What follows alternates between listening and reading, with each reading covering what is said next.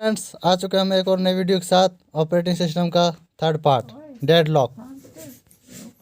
Deadlock का मतलब क्या है, इस क्या अभिप्राय इससे, तो समझते हैं। देखिए, in a multi programming environment several processes में compete for a finite set of resources.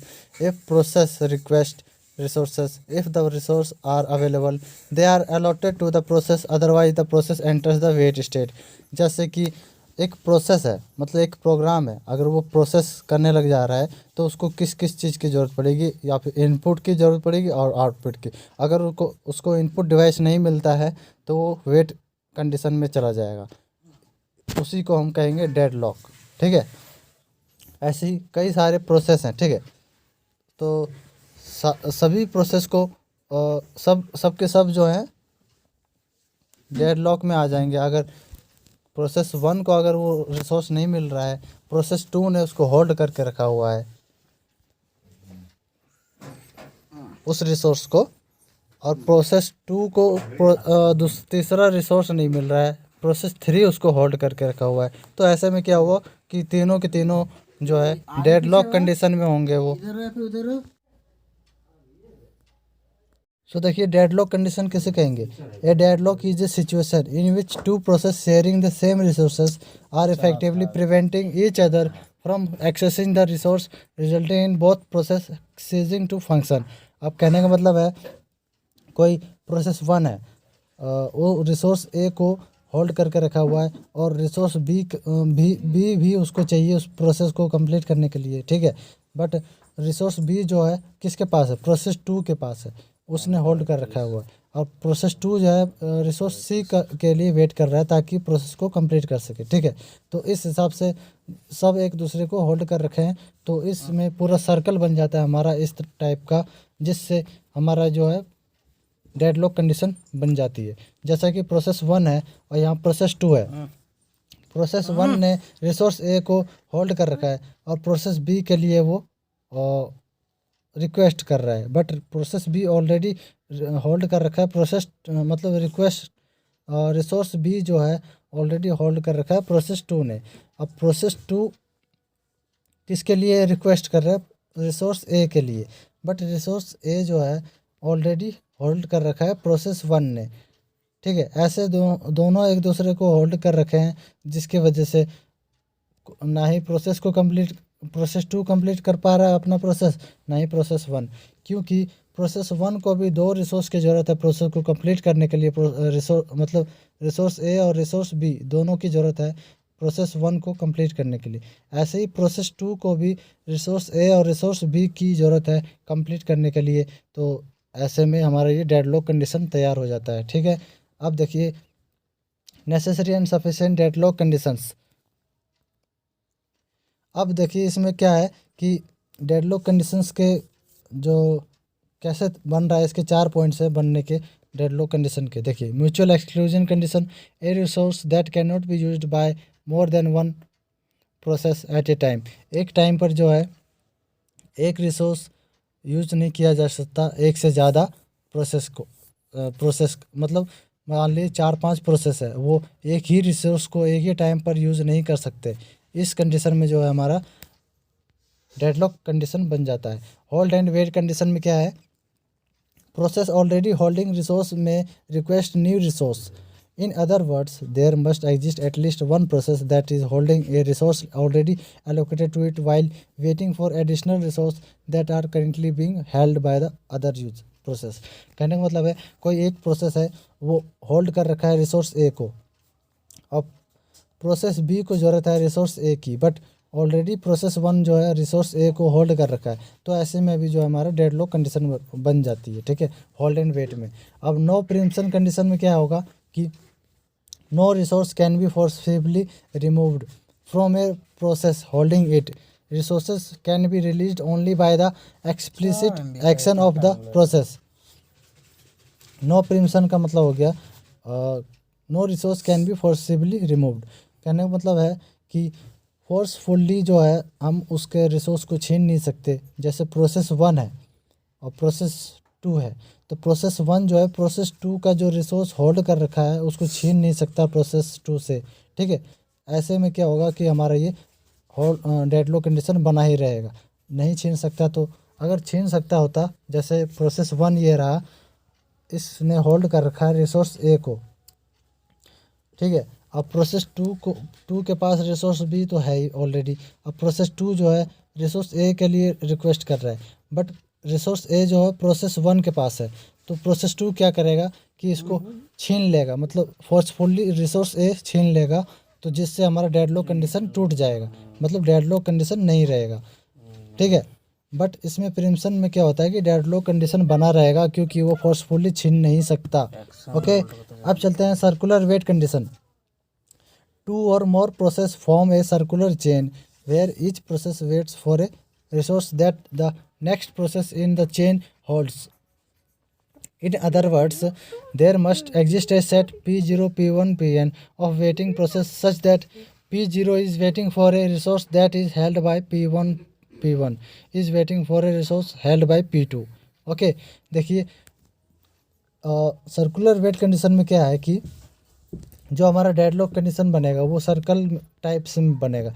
जैसे प्रोसेस वन जो है रिसोर्स ए को होल्ड कर रहा है, ठीक है, फिर ऐसे ही प्रोसेस वन जो है रिसोर्स बी को रिक्वेस्ट कर रहा है उसको मिल जाए, बट प्रोसेस टू जो है रिसोर्स बी को होल्ड कर रखा है।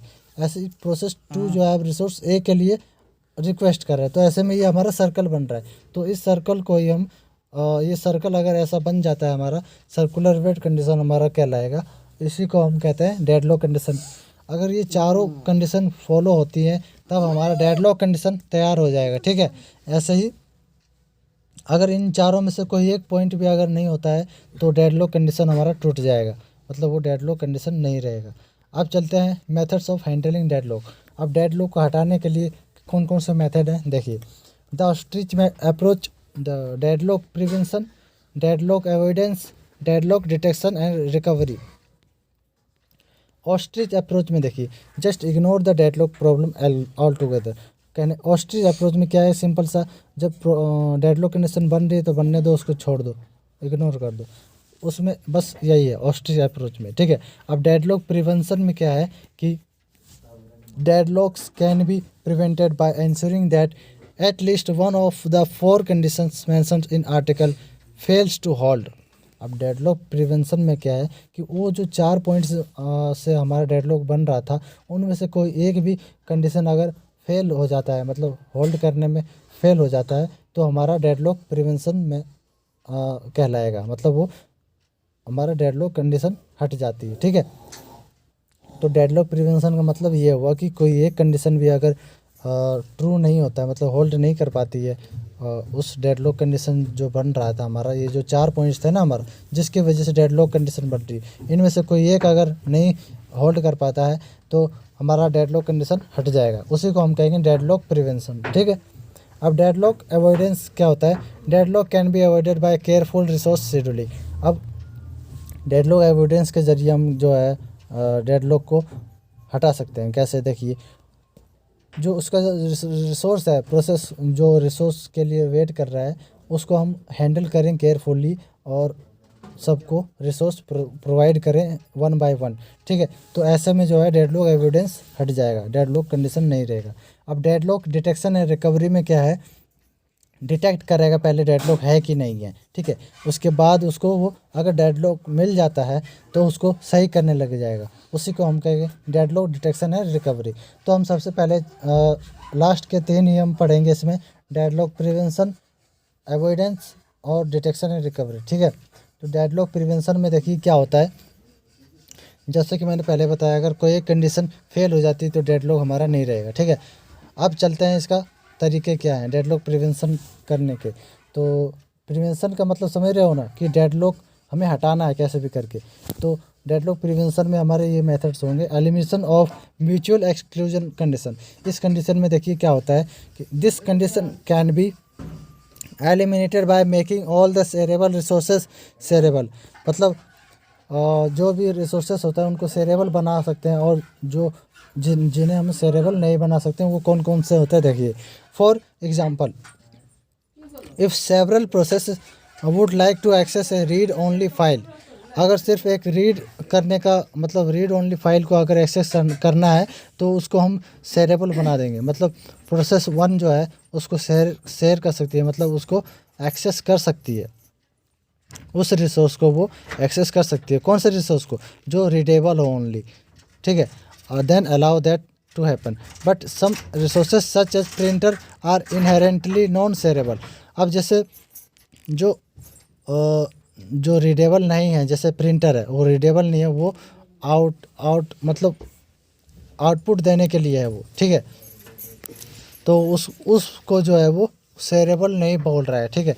इस कंडीशन में क्या है कि प्रिंटर जो है शेयरेबल नहीं है, तो इसको हम शेयर नहीं कर सकते। मतलब कहने का मतलब है कि प्रोसेस जो है इसको एक्सेस नहीं कर सकता, प्रिंटर को एक्सेस नहीं कर सकता है इस कंडीशन में, ठीक है। बट सिर्फ वो रीड ओनली फाइल को ही एक्सेस कर सकती है, ओके।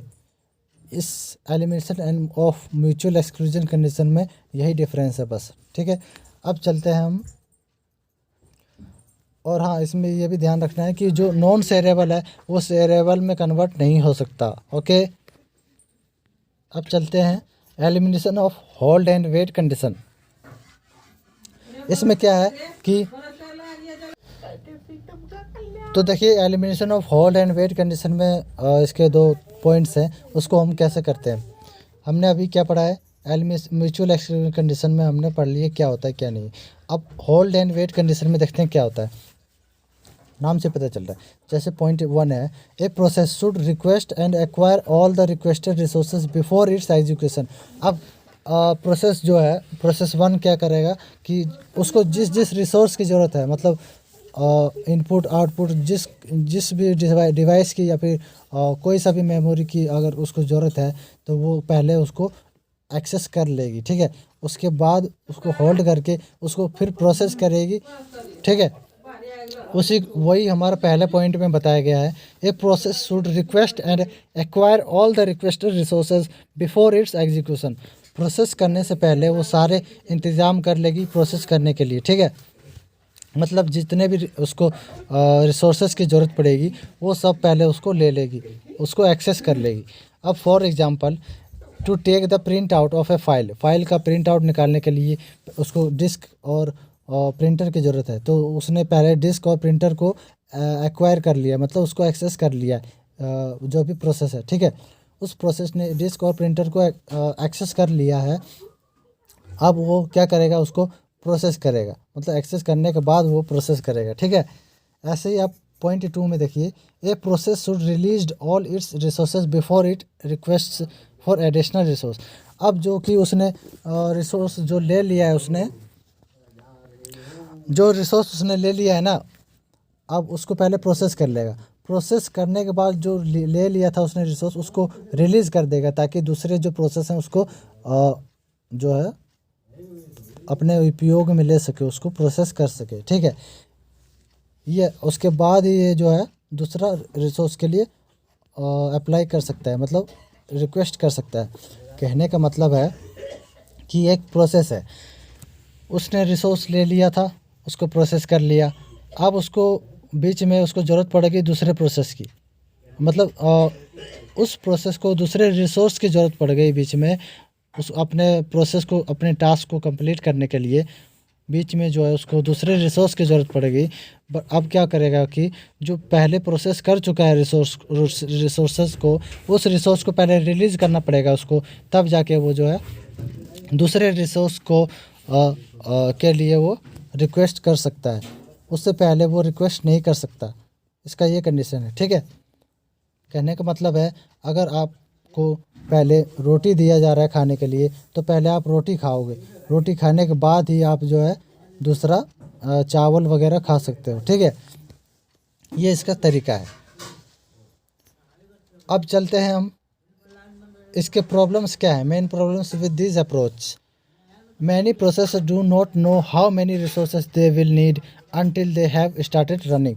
जब तक वो रनिंग करना शुरू नहीं कर लेता, उससे पहले जो है, जैसे मैं आपको बताता हूँ, इसका मेन प्रॉब्लम यह है कि जो प्रोसेस है उसको ये नहीं पता होता है कि उसको कितने रिसोर्सेज की ज़रूरत पड़ती है, क्योंकि उसको कभी भी बीच में रिसोर्सेज की ज़रूरत पड़ जाती है कि इस रिसोर्स की कमी थी, अब हमें वो रिसोर्स भी चाहिए तो उसको प्रोसेस करने के लिए। तो ऐसे में जो है पूरा प्रोसेस जो है कोई एक प्रोसेस उसको पता नहीं होता है कि मुझे कितने रिसोर्सेज की ज़रूरत पड़ेगी उस काम को करने के लिए, ठीक है। तो ये सबसे बड़ी प्रॉब्लम है इसकी। और अब देखिए लो रिसोर्स यूटिलाइजेशन, इसका जो दूसरा पॉइंट है इसका मेन कारण देखिए, consider a process reads data from a input tape, analyse it for an hour and then writes an output tape as well as prints the result. If all resources must be requested in advance, the process will hold the output tape drive and the printer for an hour. अब कहने का मतलब है कि इस condition में हमारा पहले क्या था कि जो प्रोसेस है वो पहले ही जो है सारे रिसोर्सेज को होल्ड कर लेती है, उसके बाद जाके प्रोसेस करती है। तो इसमें सबसे मेन कारण क्या होगा कि पहले ही अगर वो होल्ड कर लेती है तो उसमें जैसे मेन हमारा जो हो गया, जैसे डिस्क हो गया, हमारा टेप हो गया, आउटपुट करने के लिए आउटपुट टेप हो गया, इन सबको अगर पहले ही वो अगर होल्ड कर लेगी प्रोसेस वन, तो इसमें लॉन्ग टाइम लग जाएगा उसको, जब तक प्रोसेस करेगा वो कंप्लीट करेगा। तो जो बाकी के वेट करना, बाकी के जो प्रोसेस हैं उसको वेट करना, ज़्यादा देर तक जो है लॉन्ग टाइम तक उसको वेट करना पड़ जाएगा, ठीक है। इसका सबसे बड़ा मेन कारण ये है, ठीक है। अब स्टारवेशन चलते हैं हम। A process that needs many resources to start its execution may be waiting for one or the other resources for an indefinite time। मतलब कहने का मतलब है कि अब स्टारवेशन में देखिए, a process that needs many resources to start its execution may be waiting for one और द अदर रिसोर्सेज। अब कहने का मतलब है कि जिस प्रोसेस है उसको जिस रिसोर्स की ज़रूरत है उसको पहले वो होल्ड करेगा, ठीक है, उसके बाद प्रोसेस करेगा। ऐसा हमारा रोल है इस कंडीशन में, ठीक है।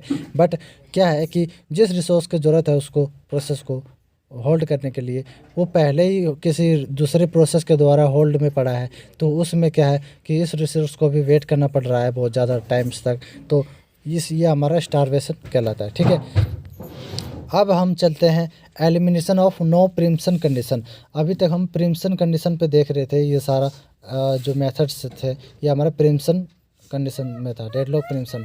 अब हम चलते हैं नो प्रीम्पशन कंडीशन में क्या होता है कि देखिए, first if a process already holding some resources request an additional resource which is held by another process, the requesting process can be forced to give up the resources currently held. It would then need to wait for all the necessary resources.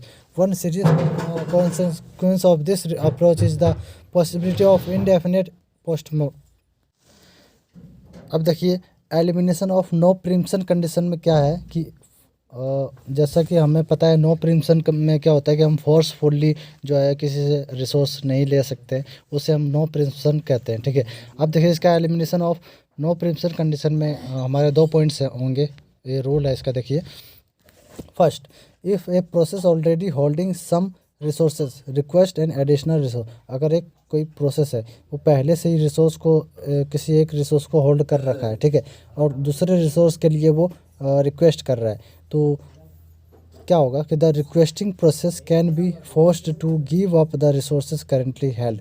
अब कहने का मतलब है कि जो process request कर रहा है ना उसको जो है उसके ऊपर फोर्स होगा कि वो अपना जो करेंटली होल्ड कर रखा है उसने रिसोर्सेज को, उसे गिव अप करना पड़ेगा, उसको छोड़ना पड़ेगा, ठीक है। It would then need to wait for all the necessary resources, उसके बाद जो है उसको फिर उसको वेट करना पड़ेगा नेसेसरी रिसोर्सेज को होल्ड करने के लिए, ठीक है। One serious consequence of this approach is the possibility of indefinite postpone starvation. अब इस पॉइंट में तो हमने समझ लिया कि जो अगर पहले से ही होल्ड कर रखा है जिसने उस रिसोर्स को, और दूसरे रिसोर्स के लिए हमने उसने प्रोसेस ने रिक्वेस्ट कर रहा है, तो ऐसे में क्या होगा कि उसने जो पहले होल्ड भी कर रखा है ना उसको भी वो छोड़ना पड़ेगा उस रिसोर्स को, ठीक है, और उसको वेट करना पड़ेगा उसको जो भी रिसोर्स की ज़रूरत पड़ रही है, ठीक है।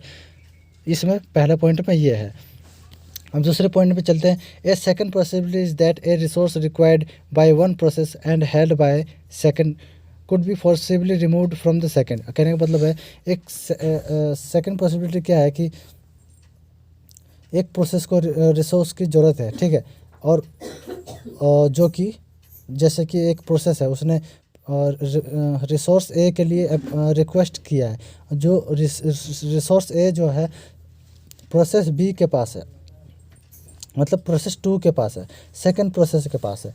तो क्या होगा, सेकंड क्या करेगा कि मतलब जो रिसोर्स 1 है वो फोर्सफुली जो है सेकंड से छीन लेगा उस रिसोर्स को, ठीक है, removed from the second on the basis of the relative process priorities, और प्रोसेस प्रायोरिटी के बेस पर ही उसको छीनेगा, ये नहीं कि किसी से भी छीन लेगा। जैसे मैं आपको बताता हूँ कि एक प्रोसेस है उसका प्रायोरिटी हायर है प्रोसेस दूसरे के अकॉर्डिंग, ठीक है।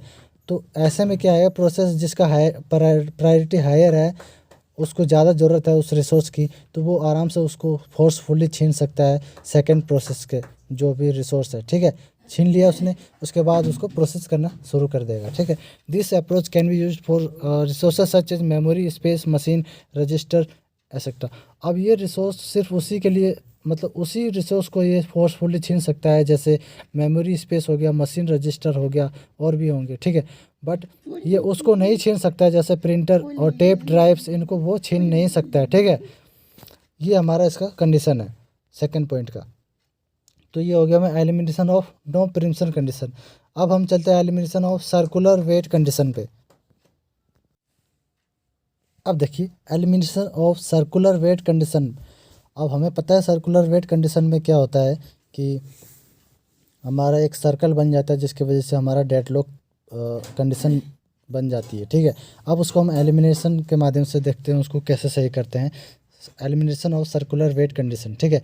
ये भी हमारा एक मेथड था यहाँ ऊपर में,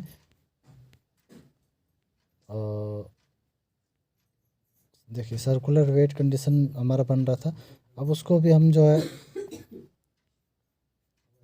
हटाएंगे। हम कैसे हटाते हैं, देखिए, in order to prevent circular wait condition resources can be numbered. अब क्या है कि ऊपर जैसे मान लो ये हमारा कंडीशन बन रहा है सर्कल में। अब इस सर्कल को हटाने के लिए क्या करना पड़ेगा कि ये सर्कल ना बना करके ऐसा कुछ करना पड़ेगा कि इस सर्कल ना बने, उस सीधा सीधा लाइन बन जाए। ये जो हमारा गोल आकार बन रहा है ना, सर्कल ना बन के सीधी लाइन बन जाए, ठीक है, ऐसा हमें करना है। तो हम कैसे करेंगे देखते हैं। देखिए, तो हम क्या करेंगे, जो भी हमारा रिसोर्सेस है, मान लीजिए प्रिंटर हो गया, हमारा टेप ड्राइव हो गया, मेमोरी, जो भी रिसोर्स है हमारा, उसको हम नंबर दे देंगे एक, ठीक है। तो नंबर्ड, जैसा कि उन्होंने बोला, resources can be numbered and it may be made compulsory that each process can request the resources in the increasing order of numbers.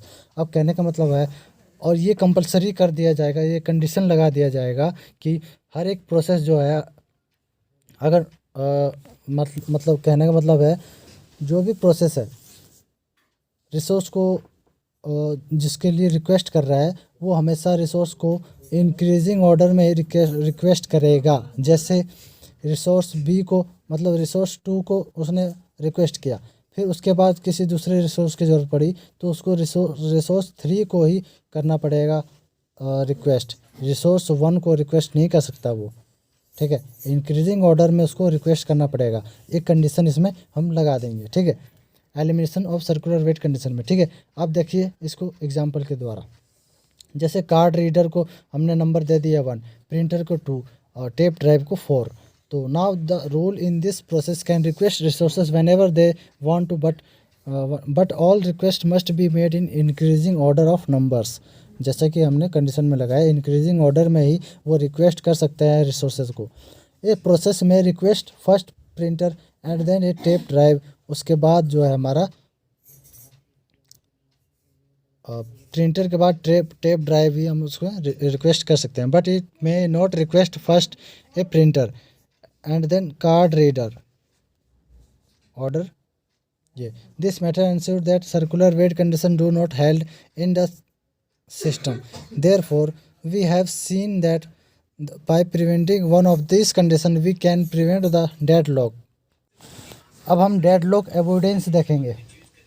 अब डेडलॉक अवॉइडेंस क्या होता है, इसका हमने पहले बताया कि डेडलॉक को हटा देना। उसको हम कैसे हटाएंगे, उसको हम दो मेथड से, सेफ़ और अनसेफ मेथड से पता लगाएंगे कि सेफ़ है, यानी अगर सेफ़ होगा तो उसको हम प्रोसेस करने देंगे जिसकी वजह से डेडलॉक कंडीशन नहीं बनेगी, और अनसेफ में हम उसको क्या करेंगे, वहीं पर रोक देंगे, उसको स्टॉप कर देंगे। ठीक है, तो ये होगा हमारा, ये जो सेफ़ और अनसेफ है ये ऑपरेटिंग सिस्टम के द्वारा, मतलब सिस्टम के द्वारा हमारा ये पता लगाया जाएगा। ठीक है, अब देखते हैं कैसे काम करती है। Deadlock can be avoided if a certain information about process is available. कहने का मतलब है कि कुछ इन्फॉर्मेशन जो प्रोसेस के जो प्रोसेस जो है वो जिस रिसोर्स को एलोकेट कर रही है ना, उस रिसोर्स का इन्फॉर्मेशन हमें पहले से एडवांस में हमें पता है उसका। ठीक है, for every resource request the system checks that allocating the resources will the system be in safe state और नॉट। और जो हमारा सिस्टम है, ऑपरेटिंग सिस्टम, वो चेक करेगा कि वो जो इन्फॉर्मेशन जो है हमारे पास रिसोर्स का, वो सेफ़ स्टेट में है या नहीं। और सेफ़ स्टेट क्या होता है हम देखते हैं। देखिए, safe state is one where it is not a deadlock state. जहाँ पर वो डेडलॉक स्टेट ना बनाए वो हमारा सेफ स्टेट होता है। डेडलॉक कब बनता है, जब हमारा पूरा सर्कल बन जाता है, उस 4 पॉइंट्स के अंदर अगर कोई भी मतलब चारों पॉइंट हमारा अगर रूल फॉलो करती है तो हमारा डेडलॉक कंडीशन बनती है, जो हमने ऊपर पढ़ रखा है। ठीक है, अगर वो नहीं बनता है तो हमारा सेफ स्टेट में आ जाता है। ठीक है, there is some sequence by which all request can be satisfied, जो कि सब एक दूसरे से सीक्वेंस में कनेक्ट होते हैं, तो जिससे हमारा सेफ स्टेट में आ जाता है। To avoid deadlocks we try to make only those transitions that will take you from one safe state to another. अब चलते हैं अनसेफ स्टेट पे। System is said to be in unsafe state if no safe sequence exist. मतलब sequence wise उसमें जो है उसका जो एलोकेशन है प्रोसेस का, रिसोर्सेज का, वो ऐसा सीक्वेंस वाइज नहीं हो रहा है तो वो हमारा अनसेफ में आ जाएगा। वो कैसे, देखिए, a deadlock state is a form of unsafe state as shown in figure 3.2। और 3.2 हम देखते हैं, ये रहा हमारा फिगर। ठीक है, अब देखिए, therefore avoiding the system from entering an unsafe state can avoid deadlock. Unsafe state में अगर हमारा प्रोसेस जा रहा है, हमने उसको रिसोर्स को एलोकेट कर लिया अनसेफ स्टेट में, तो हमारा समझ लो वो हमारा डेडलॉक कंडीशन बन चुका है। ठीक है, वो हमारा, उसे हम अनसेफ स्टेट कहते हैं। जैसा डायग्राम में देखिए, अनसेफ के अंदर हमारा डेडलॉक है और सेफ के अंदर हमारा डेडलॉक नहीं है, इससे हम पता लगा लिए। ठीक है, अब देखिए एग्जाम्पल में, consider that there are total 11 tape drives. हमारे पास जो रिसोर्स है वो टोटल 11 है, किसका, टेप ड्राइव का। एंड 3 प्रोसेस, जो हमारे पास प्रोसेस करने वाले हैं वो 3 हैं, 3 आदमी हैं, मतलब 3 प्रोसेस हैं जो उसको प्रोसेस करना चाहेंगे। Maximum requirement and currently allocated tape drives for each process at time T0।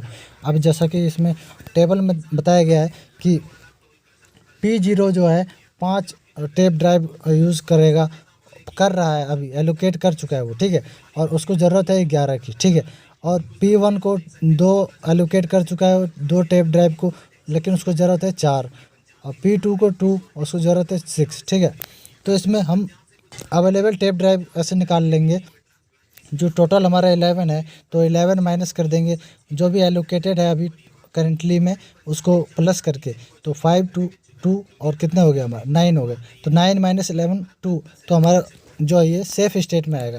अगर 2 से कम होता है तो वो हमारा अनसेफ स्टेट में आ जाता है। ठीक है, तो ये हमारा सेफ़ स्टेट में है। ऐसे हम पता लगाते हैं सेफ़ स्टेट में है या नहीं, ये सिस्टम पता लगाती है, ऑपरेटिंग सिस्टम। ओके, चलते हैं। The state of figure 6.6 is safe because there exists a sequence P1, P2, P0 of allocation that allows all process to complete. Safe state exists at this time because system has 2 tape drives. क्योंकि system के पास 2 tape drives हैं and it allocates this tape drive to process P1। और P1 को जो है वो process करने के लिए दे सकता है। So after completion of process P1, अब प्रोसेस जो P1 है उसको कंप्लीट करने के बाद फिर वो जो टेप ड्राइव है वो रिसोर्स है जो वो P2 के पास चला जाएगा। ऐसे ही चल आगे जब प्रोसेस कंप्लीट होता जाएगा तो वो उसको ट्रांसफ़र करती जाएगी। ठीक है, ये हमारा सेफ़ स्टेट में ऐसा काम होता है।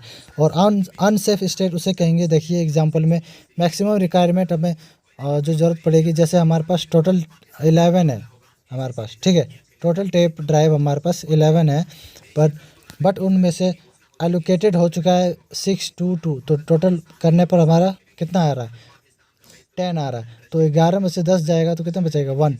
तो 1 हमारा जो है अनसेफ स्टेट में आ रहा है, क्योंकि 2 से अगर कम होता है तो वो हमारा अनसेफ स्टेट में आ जाता है। ओके, इसको आप ऐसे याद कर सकते हो। अब चलते हैं। Therefore, deadlock evidence algorithm should be able to tell whether the system is left in the safe state or not after the request of particular process is granted.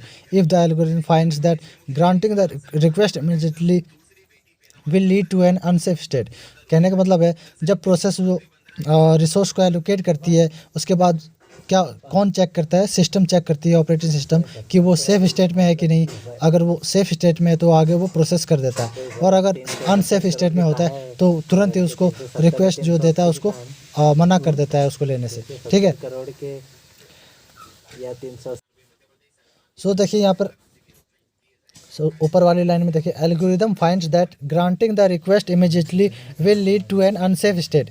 जैसे ही सिस्टम ऑपरेटिंग सिस्टम फाइंड करती है कि जो request जो process जिस resource के लिए रिक्वेस्ट भेज रहा है वो रिसोर्स जो है अनसेफ स्टेट में है, तो वो क्या करेगा operating system, then the process must be asked to wait. तो उस ऑपरेटिंग सिस्टम क्या करेगा कि जो भी रिसोर्स चाहिए उसको, जिस प्रोसेस को चाहिए उस प्रोसेस को कह देगा आप वेट करो थोड़ा। ठीक है, ऑपरेटिंग सिस्टम उस प्रोसेस को कह देगी वेट करने के लिए। अब चलते हैं। One non algorithm that is used for deadlock evidence is the bankers algorithm.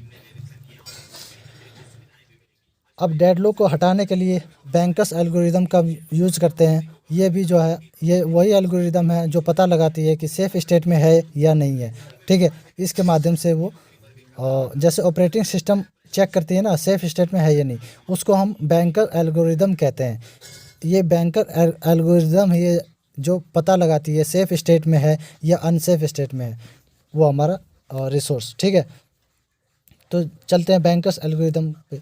Bankers algorithm is so named because the process is analogous to that used by the banker in deciding if a loan can be safely made. The algorithm check that if granting the request leads to an unsafe state, then the request is denied. अगर bankers algorithm check करती है कि जो भी request process के द्वारा किया गया है वो अनसेफ है, वो मतलब जो रिसोर्स जो है अनसेफ स्टेट में है, तो वो उसी समय उसको रिक्वेस्ट को डिनाइड कर देगी। उसको वो रिसोर्स जो है नहीं मिलेगा, उसको वेट करना पड़ जाएगा फिर। ठीक है, उस प्रोसेस को। अब चलते हैं आगे। Consider 4 customers. मान लो हमारे पास 4 कस्टमर। अब कस्टमर को इन्होंने प्रोसेस के फॉर्म में बताया है, जैसे C1 C2 C3 and C4, each of whom has been granted a certain number of credit units. The banker assumes that all customers will not need their maximum credit immediately, क्योंकि हर एक process मतलब हर एक customer को maximum जो है credit की ज़रूरत नहीं है। अभी उसको कुछ भी रिसोर्स की ज़रूरत नहीं है। तो जो ओनली 10 यूनिट्स रेदर देन 24, जो मैक्सिमम मतलब हमारे पास है 10 यूनिट्स है। ठीक है, तो इसमें देखिए टेबल में देखिए process C1 C2 C3 and C4 है। अब एलोकेटेड इन्होंने किया 0, मतलब C1 जो प्रोसेस है उसने अभी तक रिसोर्स लिया नहीं है एक भी। ठीक है, C2 ने भी नहीं लिया, ना ही C3 C4 ने। ऐसे ही उसको, लेकिन C1 को ज़रूरत है कितनी है, 6 रिसोर्सेज की, C2 को 5, C3 4, C4 को 9 रिसोर्स की ज़रूरत है, बट उन्होंने अभी तक लिया नहीं है एक भी।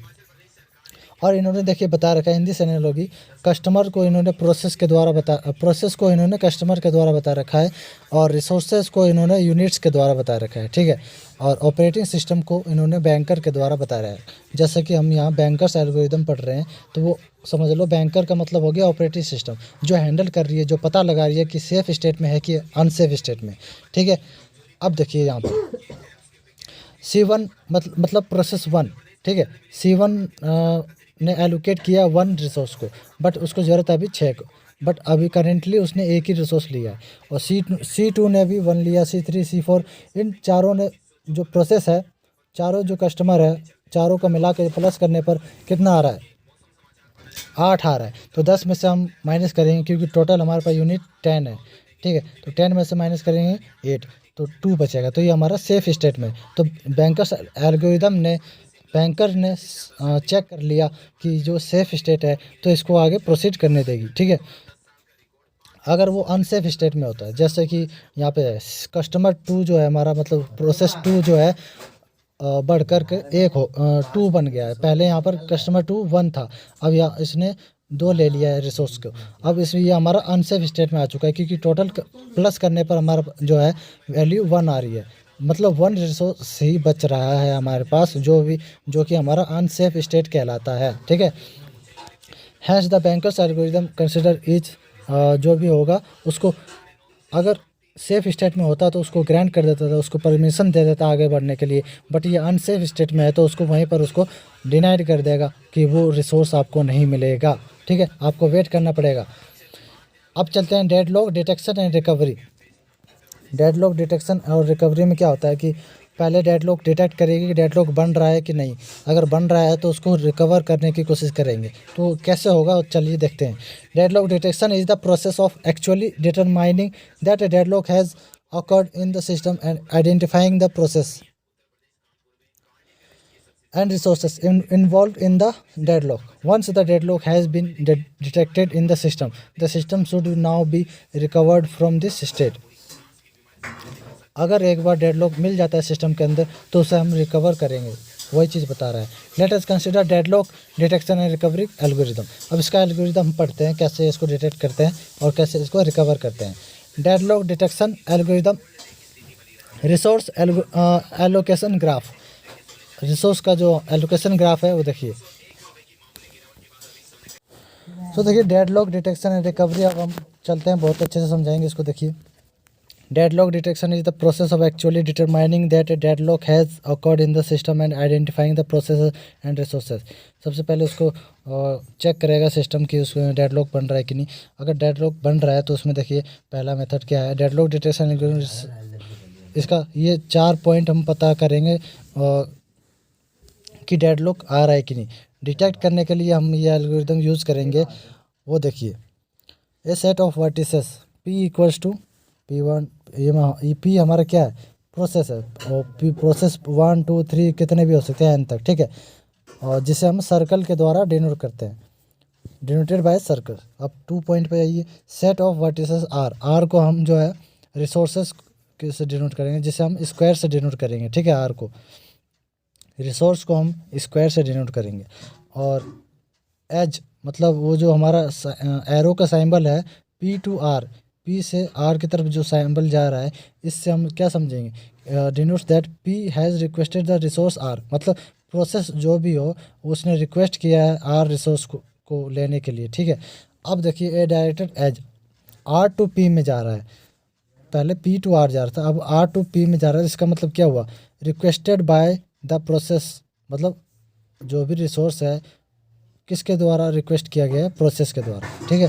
अब हम इसको अच्छे से समझाते हैं एग्जाम्पल के माध्यम से। जैसा कि ये जो सर्कल में जो P लिखा हुआ है, इसका मतलब ये हमारा प्रोसेस है, और ये जो हमारा स्क्वायर में लिखा हुआ है R1, ये हमारा क्या है, रिसोर्स है।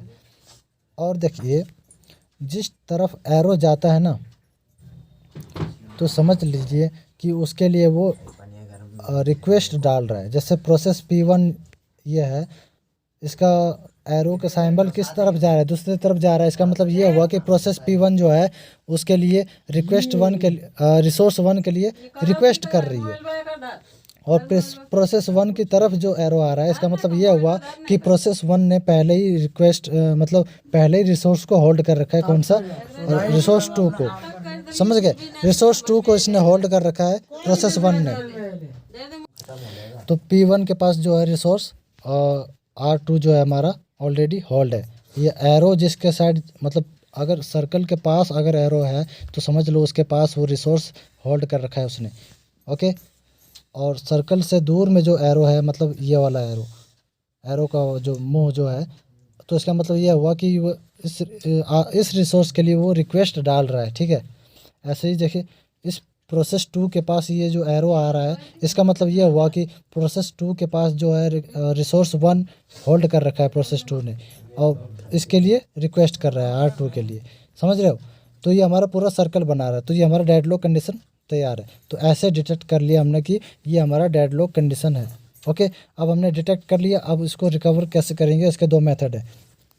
प्रोसेस टर्मिनेशन, अब टर्मिनेशन के माध्यम से देखिए इसको डिटेक्ट रिकवर करेंगे, मतलब डेडलॉक जो बना हुआ सर्कल उसको हम तोड़ेंगे। कैसे, देखिए one way is to abort all the deadlocked process. अब पहला तरीका तो ये है कि सारे जो डेडलॉक जो है उन सबको अबॉर्ट कर देना, मतलब तोड़ देना। तो ऐसे करने से क्या होगा, this technique is fast but a lot of the work done by all the deadlock process will be lost. जितना भी उन्होंने वर्क डन किया होगा, मतलब ये जो सर्कल जो बन रहा है डेडलॉक का, अगर इन सबको एक साथ ही हम तोड़ देते हैं तो हमारा काम तो जल्दी हो जाएगा, टूट जाएगा, बट इसमें जो भी प्रोसेस हो चुका होगा पहले से ही वो हमारा सारा लॉस्ट हो जाएगा, ठीक है। इसलिए हम जो है पहला मेथड नहीं करेंगे। अब चलते हैं, another way is to abort one deadlock process at a time and check for deadlocks presence again. अब कहने का मतलब है कि दूसरा तरीका ये है कि किसी एक डेडलॉक को हम तोड़ेंगे। कहने का मतलब है, अगर प्रोसेस 1 जो है रिक्वेस्ट होल्ड कर रखा है किसको, रिसोर्स 2 को, अगर इसको हम तोड़ देते हैं, रिसोर्स 2 को होल्ड ना करे ये प्रोसेस 1, तो क्या करेगा, प्रोसेस 2 जो है इसको होल्ड करने लग जाएगी और प्रोसेस 2 कंप्लीट कर लेगा। तो ऐसे में चेक करेंगे कि इसको किसी एक रिसोर्स को हमने तोड़ दिया, प्रोसेस का जो रिसोर्स के जो होल्ड कर रखा था उसने, अगर उसको हमने तोड़ दिया, अबॉर्ट कर दिया हमने उसको, तो क्या होगा कि हमारा ये जो दूसरा एडवांटेज है, फिर चेक करेगा कि हमारा जो कहीं फिर से हमारा तोड़ने के बाद भी कहीं वो सर्कल तो नहीं बना रहा है, कहीं डेडलॉक कंडीशन तो नहीं बन रही, चेक करेगा। अगर नहीं बन रहा है तो हमारा सक्सेस हो जाएगा, ठीक है। अब देखिए ये हमारा, तो देखिए the advantage of this method is that there is a possibility that not all the deadlocked process will have to be aborted.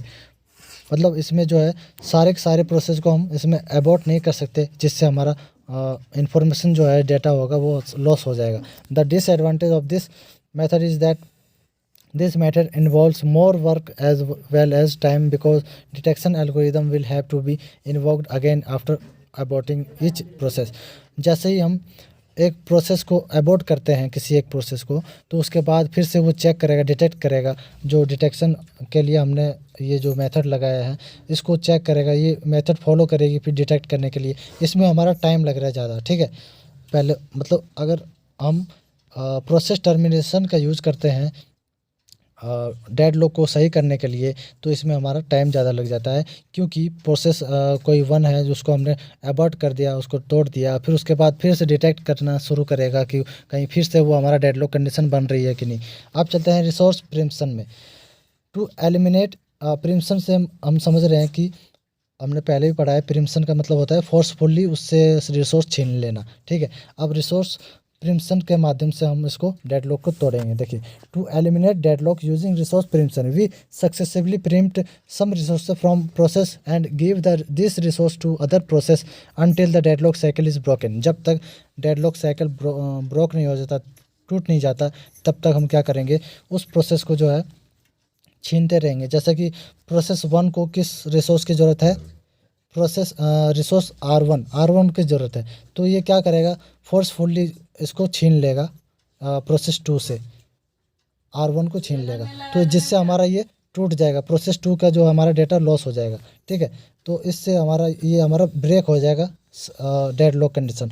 तो इसमें ऐसे हम कर सकते हैं, ये हमारा रिसोर्स प्रिम्पशन। पर इसमें हमारे नुकसान भी होता है, जैसे इन्होंने बताया है कि deadlock cycle is broken, there are 3 issues. इसमें इशू आते हैं 3 तरह के। एक होता है हमारा सेलेक्टिंग ए विक्टिम, और दूसरा है रोल बैक, और तीसरा है स्टारवेशन। अब सिलेक्शन में क्या होता है, which resources and which process should become the target of preemption. If a process has completed almost 39% of its execution, then it should not be our choice for preemption. Other factor can be the number of resources held by process. अब कहने का मतलब है अगर उस process ने 98% अपना काम कर लिया है, बस 2% ही बच रहा था उसका, और फिर भी हमने उससे वो रिसोर्स छीन लिया है, तो ऐसे में क्या होगा कि उसका डाटा जो है लॉस हो जाएगा। ये चीज़ हमारा सिलेक्शन ऑफ विक्टिम का सबसे मेन हमारा इशू आता है इस कंडीशन में, रिसोर्स प्रीम्पशन कंडीशन में, ठीक है। अब रोल बैक में other possibility is roll back the preempted process to some earlier safe state and restart its execution from that point. अब उसी पॉइंट से जो है दोबारा से वो शुरू करेगा रोल बैक करना, कि उससे छीन लेना, कि फिर से वो छीनेगा तो उससे क्या होगा कि उसका फिर से डाटा लॉस हो जाएगा, ठीक है। अब स्टारवेशन क्या होता है? This means that a mechanism must be there which looks into the fact that a particular process should not be deprived of resources again and again. A counter can be associated with each process to count the number of times its resources have been taken away. An appropriate approach can be to select a process having this counter's value least. अब starvation में क्या होता है कि देखिए, starvation is the problem that occurs when high priority process keep executing and low priority process get blocked for indefinite time. अब इसमें जो हाई प्रायोरिटी का जो प्रोसेस होता है वो तो प्रोसेस होता रहता है, ठीक है, बट जो लो प्रायोरिटी का होता है वो वहाँ पर वेट करता रह जाता है, वो प्रोसेस में नहीं हो पाता है, वो हमारा वो ब्लॉक हो जाता है। तो इसमें ये हमारा स्टारवेशन कहलाता है, ठीक है। In heavily loaded computer system, a steady stream of higher priority process can prevent a low priority process from ever getting the CPU। मतलब लो प्रायोरिटी का जो प्रोसेस होता है उसको CPU देना, मतलब CPU देने ही मतलब CPU उसके पास जाने ही नहीं देता लो प्रायोरिटी के पास, क्योंकि जो हाई प्रायोरिटी का है वो पहले ही उसको CPU ले लेता है, ठीक है। तो हाई प्रायोरिटी इसी को हम कहते हैं स्टारवेशन। सो फ्रेंड्स, ये हो गया हमारा स्टारवेशन कंप्लीट, ओके।